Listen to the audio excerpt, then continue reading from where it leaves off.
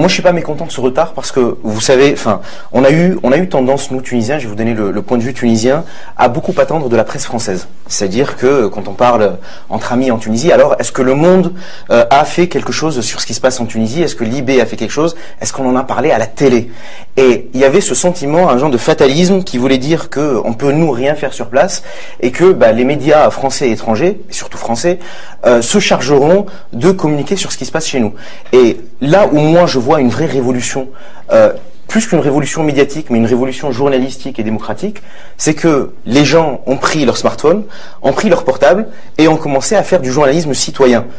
D'abord parce que les journalistes tunisiens ont essayé de faire leur travail, mais vous connaissez les conditions dans lesquelles ils essayent d'exercer leur profession, mais chaque citoyen est devenu en Tunisie un journaliste et un relais à la fois pour les journalistes tunisiens et à la fois pour les journalistes français. Donc, quelque part, merci les médias français pour ce retard à l'allumage, quoi. Presque merci, et vous voyez que les premières images qui sont arrivées sont des images qui ont été prises par des citoyens tunisiens. Et en cela, c'est une révolution participative. Avant que les envoyés spéciaux soient sur place, il n'y avait que des images, effectivement, amateurs qui étaient transmises.